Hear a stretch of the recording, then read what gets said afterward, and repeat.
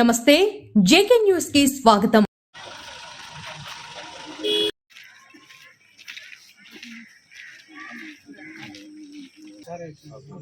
చంద్రబాబు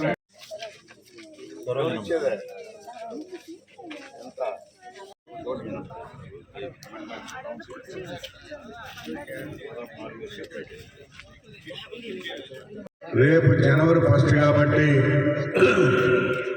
ఏదైనా పెద్దవాళ్ళు తెచ్చుకోవాలంటే డబ్బులు అవసరం కాబట్టి ఇవన్నీ కూడా మన ముఖ్యమంత్రి నారా చంద్రబాబు నాయుడు గారు గమనించి ఒక్కరోజు ముందిస్తే బాగుంటుంది అనే ఉద్దేశంతో ఈ కూటమి ప్రభుత్వం రాష్ట్రంలోనే 4,000 రూపాయలు పెన్షన్. బయట రాష్ట్రాల్లో ఇప్పుడు తమిళనాడు ఉంది 1,000 రూపాయలే, కర్ణాటకలో కూడా అంతే. ఏ రాష్ట్రంలో కూడా ఇంత డబ్బులు ఇవ్వడం లేదు. 4,000 రూపాయల పెన్షన్ అంటే ఒక చంద్రబాబు నాయుడు మన రాష్ట్రంలోనే ఇస్తున్నాడు. కాబట్టి ఇది కూడా మీరు గుర్తుపెట్టుకోవాలి. జగన్ పరిపాలనలో బ్యాంకులు అన్నీ కూడా అప్పులు తెచ్చి ఈరోజు బ్యాంకు అప్పిచ్చే పరిస్థితి కూడా లేదు. మనకు వచ్చే రెవెన్యూలో బ్యాంకు వడ్డీ సరిపోతాం.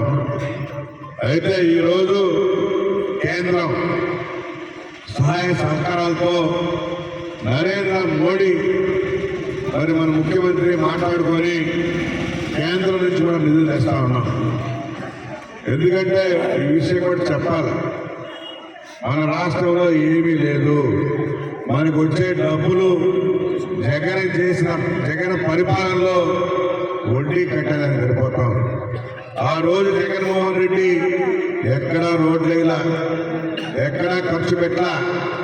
మరి ఆయన ఎందుకు చేశాడో కూడా తెలియదు. అప్పులు చేసి అన్ని బ్యాంకుల్లో అప్పులు పెట్టి ఈరోజు అప్పుల్ని మనం భరించి వచ్చే డబ్బుల్ని కడతా ఉన్నాం. ఈరోజు కేంద్ర సహాయ సహకారాలతో ఈరోజు వాళ్ళ సహాయం తీసుకొని ఈరోజు మన ముఖ్యమంత్రి ముందుకు పోతా ఉన్నాడు. అదేవిధంగా గ్రామాలన్నింటిలో కూడా గతంలో ఎక్కడ ఒక రోడ్డు ఇలా, కట్టడం మట్టి ఇలా, ఎక్కడ చూసినా గుంటల మహిమ. దాన్ని కూడా ఈరోజు మన ప్రభుత్వం ఆ గుంటలు లేనటువంటి రోడ్లు కూడా వేయాలని గట్టి ప్రయత్నాల్లో చేస్తూ ఉంది. రాబోయే రోజుల్లో అది కూడా తీరుస్తామని చెప్పని కూడా తెలియజేస్తా ఉన్నాం.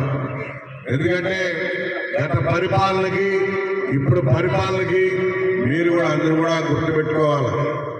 ఎందుకంటే ఆ భగవంతుడు మన ముఖ్యమంత్రికి మంచి ఆయురారోగ్యాలు ఇస్తే మన బిడ్డల భవిష్యత్తు కానీ, రాష్ట్ర భవిష్యత్తు కానీ, మీ భవిష్యత్తు కానీ బ్రహ్మాండంగా ఉంటాయి.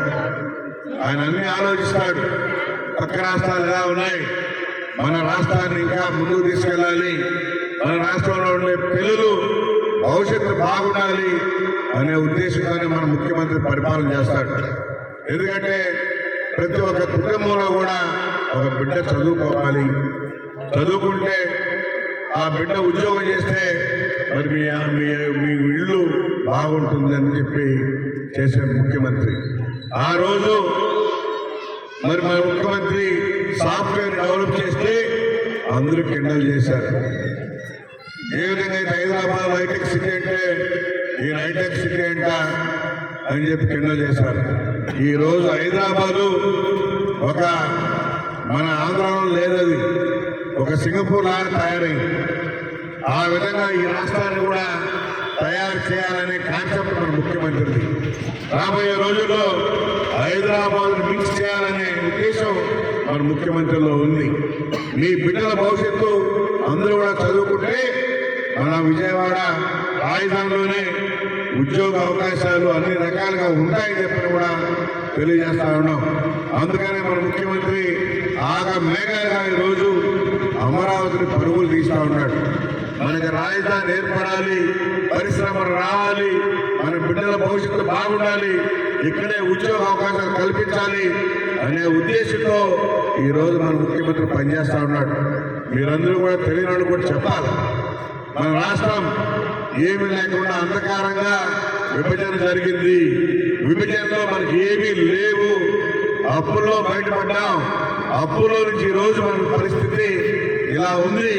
గత గత పరిపాలన 5 సంవత్సరాలు మీరు చూశారు, ఎలాంటి అభివృద్ధి లేదు. ఆయన దాచుకొని పోయాడు, బ్యాంకులంతా అప్పులు పెట్టేసి.